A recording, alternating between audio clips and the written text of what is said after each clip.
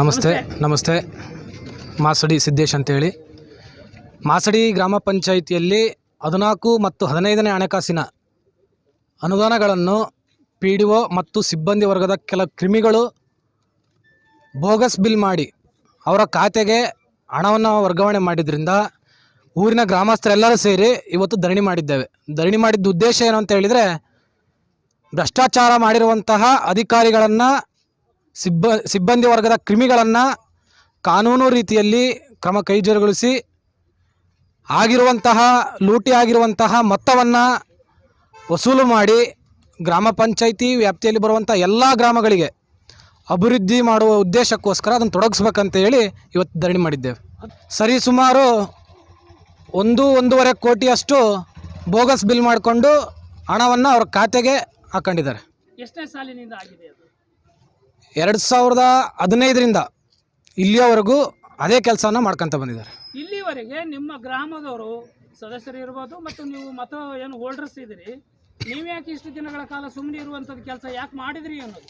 ಇಲ್ಲಿವರೆಗೂ ನಾವು ಯಾರೂ ಗ್ರಾಮಸ್ಥರು ಸುಮ್ಮಿರಲಿಲ್ಲ, ಎಲ್ಲರೂ ಕೂಡ ಕ್ವಶನ್ ಮಾಡ್ಕೊಂತಾನೆ ಬಂದ್ವಿ. ಆದರೆ ಬರುವಂತಹ ಈ ಹಿಂದೆ ಏನು ಬಂದಿರುವಂಥ ದಿನಗಳಲ್ಲಿ ಇವರು ಅತಿರೇಕವಾಗಿ ಭ್ರಷ್ಟಾಚಾರ ಮಾಡ್ತಿರೋದು ಕಂಡು ಬಂದಿದ್ದರಿಂದ ಅದನ್ನು ಸೂಕ್ತ ದಾಖಲೆಗಳನ್ನು ತಕ್ಕೊಂಡು ಇವತ್ತು ನಾವು ಪ್ರತಿಭಟನೆ ಹಮ್ಮಿಕೊಂಡಿದ್ವಿ. ಅದೇ ಸರ್, ನನ್ನ ಮಗ, ನಮ್ಮ ಮನೆಯವರು, ನಾವು ಮೂವರು ಕೆಲಸ ಮಾಡ್ತಾಯಿದ್ವಿ. ಆವಾಗ ಸಂಬಳ ಬರ್ತಾಯಿತ್ತು. ಆ ಉದ್ಯೋಗ ಖಾತ್ರಿದು ಮತ್ತೀಗ ಶುರು ಮಾಡಿದ್ದಾರೆ. ಅದನ್ನು ನಾನು ಮೊನ್ನೆಗೆ ಕೇಳಿದಾಗ ಇಲ್ಲ ನಿಮಗೆ ತೆಗೆದವು ಅಂತ. ಯಾಕೆ ತೆಗೆದಾರೆ? ನನಗೇನು ಕಾರ್ ಐತೋ, ಏನು ಬಾಂಗ್ಲೆ ಐತೋ, ಏನು ಜಮೀನು ಐತೋ, ಹಾಂ, ಅದು ಏನಿಲ್ದಲ್ಲಿ ಯಾಕೆ ತೆಗೆದ್ರಿ ಅಂತ ಕೇಳೋಣ ಅಂತ ಬಂದ್ವಿ. ಇಲ್ಲ ಮತ್ತು ಆಧಾರ್ ಕಾರ್ಡು ಇವು ತಂಬರ್ರಿ, ಅವತ್ತು ತೆಗೆದಾರೆ, ಅವು ತಗೊಂಬರ್ರಿ ಮತ್ತೆ ಮಾಡಿಕೊಡ್ತಾವು ಅಂತ ಅಂದು. ಅಷ್ಟೇ ಸರ್. ಈಗ ಮತ್ತು ಇದೆಲ್ಲ ಆತ. ಈಗ ಮತ್ತು ಮನೆ ಗ್ರಾಂಟಿ ಹಾಕ್ಸಿ ಅಂದರು, ಕೊಟ್ಟಿಗೆ ಲೋನು ಮಾಡಿಸ್ಕೊಂಡ್ರು, ಲೆಟ್ರ್ ಗುಂಡಿದು ಮಾಡಿಸಿದ್ರು. ಅವು ಯಾವ ಕೊಡಲಿಲ್ಲ ಸರ್. ನಿನ್ನೂ ಬಡ್ಡಿ ಕಟ್ತದನ್ ನಾನು. ಅದು ಈಗ ಹಾಲಿ ನಿನ್ನೂ ಬಡ್ಡಿ ಕಟ್ತದನ್ ಸರ್. ಅದು ನಾನು ಕಟ್ಟಿ ಅದರಿಂದ ₹1 ಬಂದಲ್ಲ. ನೀವು ಸ್ವಂತಕ್ಕೆ ಲೆಟ್ರಿನ್ ರೂಮ್ ಕಟ್ಸ್ಕೊಂಡು ಬಡ್ಡಿ ಕಟ್ತಾ ಇದ್ರು, ಗ್ರಾಮ ಪಂಚಾಯತ್ ಕೊಡವೆ ರೀತಿ ಬಡ್ಡಿ ಕಟ್ತಾ ಇದ್ರು. ಆ ಗ್ರಾಮ ಪಂಚಾಯತಿಯಿಂದನೇ ನಾವು ಕಡಿಕೆಂದು ಮಾಡ್ತಾ ಇರೋದು ಸರ್. ಎಷ್ಟು ಕೊಟ್ಟಿದಾರ ಗ್ರಾಮ ಪಂಚಾಯತ್? ಏನು ಕೊಟ್ಟಲ್ಲ ಸರ್. ಸಾಲ ಮಾಡಿ ಕಟ್ಕೊಂಡು ಆಮೇಲೆ ಕೊಡ್ತಾವು, ನೀವು ಕಟ್ಕೊಳ್ರಿ ಅಂದರು ಸರ್. ಕಟ್ಟಿದ್ವಿ. ನಿಮ್ಮಂಥರ ಹತ್ರ ಸಾಲ ಇಸ್ಕೊಂಡ್ವಿ, ಕಟ್ಟಿದ್ವಿ. ನಾವು ಗ್ರಾಮಸ್ಥರೆಲ್ಲ ಸೇರಿ ಒಂದು ಅರ್ಜಿ ಬರ್ಕೊಟ್ಟಿದ್ವಿ. 2004ನೇ ತಿಂಗಳು 2023ರಾಗೆ 14ನೇ ಸಾಲಿಂದ 15ನೇ ಸಾಲಿಂದ ಹಣ ಎಷ್ಟೈತಲ್ಲ ಆ ಅನುದಾನವನ್ನು ದುರ್ಬಳಕೆ ಮಾಡ್ಕೊಂಡಿದ್ದಾರೆ. ಯಾವ ಹಣ ಎಲ್ಲೆಲ್ಲಿ ಹೋಗೈತಿ ಅದನ್ನು ನಮಗೆ ಮಾಹಿತಿ ಕೊಡ್ರಿ ಅಂತೇಳಿ ಕೊಟ್ಟಿದ್ವಿ. ಅಲ್ಲಿ ಈಗ 2 ವರ್ಷ ಆಯಿತು, ಏನು ಕೊಟ್ಟೇ ಇಲ್ಲ ನಮಗೆ. ಆಮೇಲೆ ಆ ಅನುದಾನನ ಎಲ್ಲಿ ಬಳಕೆ ಮಾಡಿದಿರಿ, ಆ ಅನುದಾನ ಬಳಕೆ ಮಾಡಿ ಯಾವ ಜಾಗದಾಗೆ ಮಾಡಿದಿರಿ ಎಲ್ಲ ಕೇಳಿದ್ವಿ. ಏನು ಉತ್ತರನೇ ಬರಲಿಲ್ಲ. ಅಲ್ಲಿಂದ ಆರ್ಕೆ ಉತ್ತರನೇ ಬಂತು. ಹಾಗಾಗಿ ನಾವು ಮತ್ತೆ ಈಗ ಹಳೇದು ಬಿಲ್ ಏನು ಕೈ ಕೊಡಲಿಲ್ಲ ನಮಗೆ. ಈ ಕಂಪ್ಯೂಟ್ರ್ ಏನು ಬಂತಲ್ಲ ಇವಾಗ ಆನ್ಲೈನ್ ಮುಖಾಂತರ ಅದರಲ್ಲಿ ಸಿಗ್ತಾಯಿತ್ತು. ಹಳೆ ಮಾಹಿತಿ ನಮಗೆ ಕೊಡ್ತಾಯಿಲ್ಲ. ಈಗ ಅರ್ಜಿನ ಹಾಕಿದಾರಂತೆ, ಇದಕ್ಕೆ ಮಾಹಿತಿ ಹಾಕಿದಾರಂತೆ. ಈಗ ಅದು ಯಾವಾಗ ಕೊಡ್ತಾರ ಬರಲಿ ನೋಡೋಣ. ಈಗ ಈ ಹಿಂದೆ ಇದ್ದಂಥ PDO ಅವರು ಅವ್ಯವಹಾರ ಮಾಡಿದ್ರು, ಅದರಿಂದ ಇರುವಂಥ PDO ಅವರು ಅವ್ಯವಹಾರ ಮಾಡುವಂಥದ್ದಾಗಿದೆಯಲ್ಲ. 2015ರಿಂದ ಅವ್ಯವಹಾರನ ಆಗೈತಿ. 2015ರಿಂದ ಯಾರು PDO ಇದ್ರಲ್ಲ ಅಲ್ಲಿಂದ 2025 ತನಕ PDOಗಳು, ಕಂಪ್ಯೂಟರ್ ಆಪರೇಟ್ರು, ಅಧ್ಯಕ್ಷರು 3 ಸೇರಿ ದುಡ್ಡು ಹೊಡೆದ್ರದು. 2021ರಿಂದ ಹೆಚ್ಚು ಕಮ್ಮಿ 1,28,00,000 ಚಿಲ್ಲರ ಅಷ್ಟು ಹಣವನ್ನು ತಕ್ಕನಹಳ್ಳಿ ಗ್ರಾಮದಾಗೆ ಅಂಗನವಾಡಿ ಮಾಡಿರೋದು ಬಿಟ್ಟರೆ 3 ಲಕ್ಷದ್ದು, ಇನ್ನು ಉಳಿದ ಹಣವನ್ನು ಎಲ್ಲದೂ ಕೂಡ ಬೋಗಸ್ ಬಿಲ್ ಮಾಡಿಕೊಂಡೇ ತಗೊಂಡಿರೋದು. ಮಾನ್ಯ ಅಧಿಕಾರಿಗಳು ನಾವೇನು ಅವರಿಗೆ ಕ್ವಶನ್ ಮಾಡಿದ್ವಿ, ಈ ಥರ ನಮಗೆ ನ್ಯಾಯ ಬೇಕು ಅಂತ ಕೇಳಿದ್ವಿ. ಅದನ್ನು ಇನ್ನೇನು ಕೆಲವೇ ದಿನಗಳಲ್ಲಿ ಪೂರ್ಣ ಮಾಹಿತಿ ಜೊತೆಗೆ ಕಾನೂನು ರೀತಿಯಲ್ಲಿ ಅದನ್ನು ನಮಗೆ ಮಾಹಿತಿ ಕೊಡ್ತಾರೆ ಅಂತಂದು ಹೇಳಿ ಅವ್ರು ಭರವಸೆ ಕೊಟ್ಟಿದ್ದಾರೆ. ಅದರಿಂದ ಈಗ ತಕ್ಷಣಕ್ಕೆ ಮಾತ್ರ ಪ್ರತಿಭಟನೆ ನಿಲ್ಲಿಸಿದ್ದೀವಿ. ಅಕಸ್ಮಾತ್ ಅವರೇನಾದರೂ ನಮಗೆ ಸೂಕ್ತ ಕ್ರಮ ಕೈಗೊಳ್ಳದೇ ಇದ್ದರೆ ಇನ್ನೂ ಬೇರೆ ರೀತಿಯಲ್ಲಿ ಭಾಳ ದೊಡ್ಡದಾಗಿ ಪ್ರತಿಭಟನೆಯನ್ನು ಮಾಡ್ತೀವಿ. ಓಕೆ, ಎಲ್ಲ ತನಕ ಹೋಗಿದೆ ವಿಚಾರ.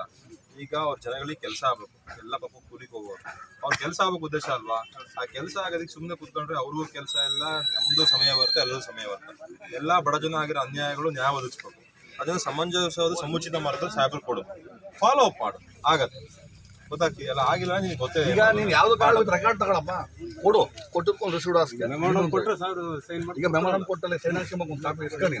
ನೀವು ಇಂಥ ವಿಷಯ ಕೊಟ್ಟಿಲ್ಲ, ನೀವೇನು ಕ್ರಮ ಕೈಗೊಂಡ್ರಿ ಸರ್? ಇಲ್ಲ ಅಂದ್ರೆ ಸಾಹೇಬ್ರಿಗೆ ಸರ್ ಇಷ್ಟು ಸರ್ ನಿಮ್ಗೆ ಆಗುತ್ತೆ ಅಂತ ಮಾತು ಕೊಟ್ಟೆ ಸರ್ ನಮಗೆ. ನೀವು ಬೇಗಲೇ ಹೇಳಿ ನಮಗೆ ಡಿಸ್ಕಸ್ ಮಾಡಿ, ಇಲ್ಲ ಮುಂಚೆ ಮಾತಾಡ್ಕೊಂಡ್ರೆ ಕೊಡ್ರಿ ನಮಗೆ, ನಾವೇನು ಕ್ರಮ ಕೈಗೊಳ್ತೀವಿ ಅಂತಂದ್ರೆ ಕೊಡೋಕ್ಕಂತೇವೆ. ಈಗ ನೀವು ಕೊಟ್ಟಿದ್ದೆಲ್ಲ ಸರಿ. ಖಂಡಿತ ಸರ್. ನಮಸ್ತೆ ಸರ್, ನನ್ನ ಹೆಸರು ನಾಗರಾಜ್ ಅಂತಂದೇಳಿ ಹೊನ್ನಾಳಿ ತಾಲೂಕ್ ಪಂಚಾಯತಿಯಲ್ಲಿ ADPR ಆಗಿ ಪ್ರಭಾರ ADPR ಆಗಿ ಕೆಲಸ ಮಾಡ್ತಾಯಿದ್ದೀನಿ. ನಮ್ಮ ಇಒ ಸರು ಇವತ್ತು ಅನ್ಯ ಕಾರ್ಯ ನಿಮಿತ್ತ ಕಚೇರಿಗೆ ಬರದೇ ಇರೋ ಕಾರಣಕ್ಕೆ ನನ್ನನ್ನು ಇವತ್ತು ಮಾಸಡಿ ಗ್ರಾಮ ಪಂಚಾಯತಿ ಕಚೇರಿ ಹತ್ರ ಏನು ಒಂದು ಸ್ಟ್ರೈಕ್ ನಡೆಯುತ್ತೆ ಅಂತಂದೇಳಿ ವಿಷಯ ಇತ್ತು. ಅದಕ್ಕೆ ಸಂಬಂಧಪಟ್ಟಂತೆ ನಾನು ಅಲ್ಲಿ ಅಟೆಂಡ್ ಮಾಡಬೇಕು ಅಂತಂದೇಳಿ ನನಗೆ ದೂರವಾಣಿ ಮೂಲಕ ತಿಳಿಸಿದರು. ಅದ್ರ ಪ್ರಕಾರ ನಾನು ಇವತ್ತು ಆ ಜಾಗಕ್ಕೆ ಹೋಗಿದ್ದೆ, ಮಾಸಡಿ ಗ್ರಾಮ ಪಂಚಾಯತ್ ಕಚೇರಿಗೆ. ಸ್ಟ್ರೈಕಲ್ಲಿ ನಿರತರಾದಂಥವರು ಬಂದುಬಿಟ್ಟು ಒಂದು ಮನವಿಯನ್ನು ಕೊಟ್ಟಿದ್ದಾರೆ. ಮಾಸಡಿ ಗ್ರಾಮ ಪಂಚಾಯತಿಯಲ್ಲಿ 14 ಮತ್ತು 15ನೇ ಹಣಕಾಸು ಯೋಜನೆಯಡಿ ಸಾಕಷ್ಟು ಅವ್ಯವಹಾರಗಳು ಆಗಿದೆ. ಇದರಲ್ಲಿ ಯಾರು ತಪ್ಪಿತಸ್ಥರ ವಿರುದ್ಧ ಕ್ರಮ ಆಗಬೇಕು, ಮತ್ತು ಅದು ಏನು ಅಮೌಂಟ್ ಇದೆ, ದುರ್ವಿನಿಯೋಗ ಆಗಿರೋ ಅಮೌಂಟ್ ಏನಿದೆ ಅದು ವಾಪಸ್ಸು ಮಾಸಡಿ ಗ್ರಾಮ ಪಂಚಾಯತಿ ಖಾತೆಗೆ ಜಮಾ ಆಗೋ ರೀತಿಯಲ್ಲಿ ವ್ಯವಸ್ಥೆ ಆಗಬೇಕು, ಮತ್ತು ತಪ್ಪಿತಸ್ಥರ ವಿರುದ್ಧ ಕ್ರಮ ಆಗಬೇಕು ಅಂತಂದೇಳಿ ಮನವಿ ಮೂಲಕ ಕೇಳ್ಕೊಂಡಿದ್ದಾರೆ. ಅದಕ್ಕೆ ಸಂಬಂಧಪಟ್ಟಂತೆ ನಾನು ಕಾರ್ಯನಿರ್ವಾಹಕ ಅಧಿಕಾರಿಗಳ ಪರವಾಗಿ ಆ ಮನವಿಯನ್ನು ಸ್ವೀಕರಿಸಿದೆ. ಮತ್ತು ಅವರು ಏನು ಹೇಳಿದ್ದಾರೆ ಅದಕ್ಕೆ ಸಂಬಂಧಪಟ್ಟಂತೆ ಮಾನ್ಯ ಕಾರ್ಯನಿರ್ವಾಹಕ ಅಧಿಕಾರಿಗಳ ಗಮನಕ್ಕೆ ಆ ವಿಚಾರವನ್ನು ತಂದುಬಿಟ್ಟು ಪ್ರಯಾರಿಟಿಯಲ್ಲಿ ಆ ಒಂದು ಏನು ನಿಯಮಾನುಸಾರ ಏನು ಅದು ಒಂದು ಪ್ರಕ್ರಿಯೆ ಆಗಬೇಕಿದೆ, ಅದು ಒಂದು ದೂರಿನ ಮೇಲೆ ಅದನ್ನು ಮಾಡಲಿಕ್ಕೆ ಕಾರ್ಯನಿರ್ವಾಹಕ ಅಧಿಕಾರಿಗಳಿಗೆ ತಿಳಿಸಿ ಅದನ್ನ ಅತ್ಯಂತ ಪ್ರಾಮಾಣಿಕತೆಯಿಂದ ನಾವು ಅದ್ರ ಮೇಲೆ ಕೆಲಸ ಮಾಡ್ತೀವಿ ಅಂತಂದೇಳಿ ಅವರಿಗೆ ಭರವಸೆ ಕೊಟ್ಟ ಮೇರೆಗೆ ಆ ಒಂದು ಸ್ಟ್ರೈಕನ್ನು ಅವರು ಇವತ್ತು ವಾಪಸ್ ತಗೊಂಡಿದ್ದಾರೆ. ಇಷ್ಟು ಆಗಿದೆ ಸರ್ ಇವತ್ತು. ಇದೆ ಸರ್, ಆರೋಪಕ್ಕೆ ಸಂಬಂಧಪಟ್ಟಂತೆ ದಾಖಲೆಗಳು ಕೂಡ ಅಗತ್ಯತೆ ಇದೆ. ಅದನ್ನು ಕೂಡ ಅವರಿಗೆ ಎಲ್ಲ ಮನವರಿಕೆ ಮಾಡಿಕೊಟ್ಟಿದೆ. ಏನು ಆರೋಪ ಮಾಡ್ತಾಯಿದ್ರೆ ಅದಕ್ಕೆ ಸಂಬಂಧಪಟ್ಟಂತೆ ದಾಖಲೆಗಳನ್ನು ಕೂಡ ಒದಗಿಸಿದ್ದಲ್ಲಿ ಅದು ಒಂದು ಪರಿಣಾಮಕಾರಿಯಾದಂಥ ಒಂದು ತನಿಖೆ ಆಗ್ತದೆ, ಮತ್ತು ತಪ್ಪಿತಸ್ಥರಿಗೆ ಖಂಡಿತವಾಗಿಯೂ ಕೂಡ ಶಿಕ್ಷೆ ಆಗ್ತದೆ ಅನ್ನೋದನ್ನು ಅವರಿಗೆ ತಿಳಿಸಿ ಬಂದಿದ್ದೀವಿ ಸರ್. ನಮಸ್ತೆ ಸರ್.